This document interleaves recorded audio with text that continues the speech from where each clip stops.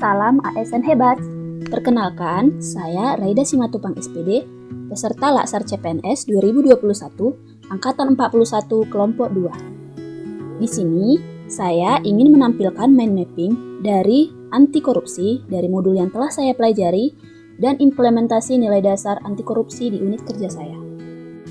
Sebelumnya, korupsi itu berasal dari bahasa Latin yang artinya kerusakan, kebobrokan, dan kebusukan.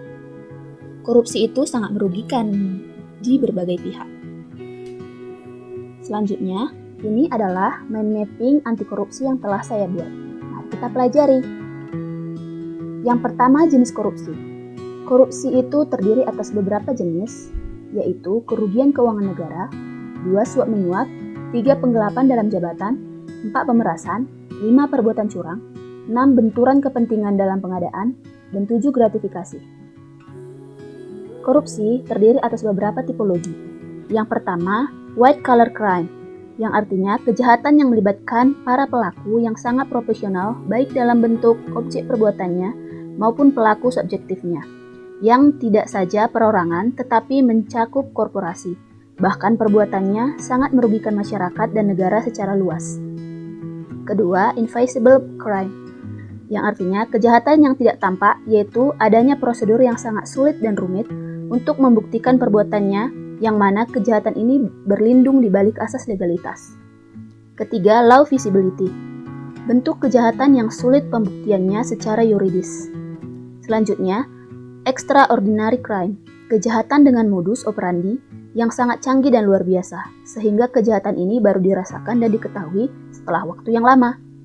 Selanjutnya, welfare crime, yaitu kejahatan yang terjadi dalam suatu negara yang pertumbuhan ekonominya yang sangat tinggi dan kehidupan masyarakatnya yang sudah makmur. Selanjutnya, public power or economic power, di mana kejahatan ini dilakukan oleh penguasa dan pengusaha yang mempunyai kekuasaan pemerintahan atau public power dan kuasa ekonomi atau economic power or konglomerat. Selanjutnya, professional fringe violator, kejahatan korupsi di lingkungan profesi. Nah, apa dampak korupsi? Apa dampak negatif korupsi? Yang pertama, dampaknya pada tata politik, di mana ketidakstabilan politik, pengambil alihan kekuasaan, hilangnya bantuan luar negeri, hilangnya kewibawaan pemerintah.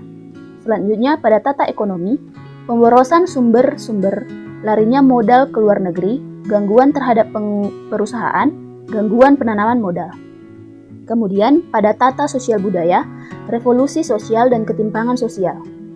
Dan pada tata administrasi tidak efisien, kurangnya kemampuan administrasi, hilangnya keahlian, hilangnya sumber-sumber negara, keterbatasan kebijaksanaan pemerintah, dan pengambilan tindakan-tindakan represif. Kemudian, apa aja nilai-nilai dasar anti korupsi? Yang pertama itu ada jujur, kedua peduli, ketiga mandiri, 4 disiplin, 5 tanggung jawab, 6 kerja keras, 7 sederhana, 8 berani, dan 9 adil. Kemudian, pencegahan korupsi terdiri atas 2, yaitu nilai dasar dan perbaikan sistem. Pada nilai dasar, kita perlu memperbaiki moral, meningkatkan kesadaran hukum, mengentasikan kemiskinan, dan memilih pimpinan yang bersih, jujur, dan anti korupsi. Pada perbaikan sistem, kita perlu memperbaiki peraturan perundang-undangan, reformasi birokrasi, menegakkan etika profesi dan tata tertib negara, dan penerapan prinsip good governance.